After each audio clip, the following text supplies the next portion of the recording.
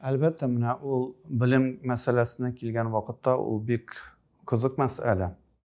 Бер караганда белемнең файдалысы бар, файдасызы бар дип тә әйтеп була. Икенче яктан бөтен белем дә файдалы. Хәтта начар әйберне дә белү, аны үтәмәс өчен, ул орынга кирип китмәскә, ялгышмас өчен белергә мөмкин, ләкин без аны тормышта кулланмыйбыз.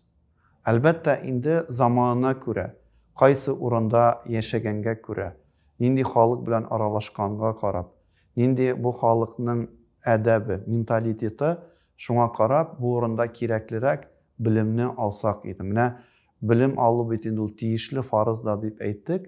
Мәсәлән, авылда безнең табиб юк икән, врач юк икән, авылдан бер врач килеп чыгарга ул тиеш. Кемдер врачка, табибка укырга фарыз кифая булып тора. Менә бу авылга инде авыл халкы җыелып, кемдер шуны сәләтлерәк кешене медуниверситетка укырга кертү алар өстендә бурыч.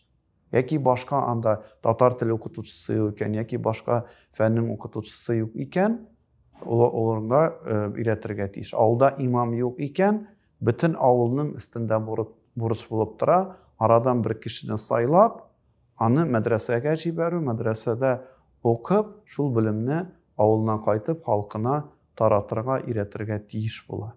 Шуңа күрә нинди урында, кайсы урында яшибез, шул якның да таләпләрен, заманның таләпләрен аңларга тиеш.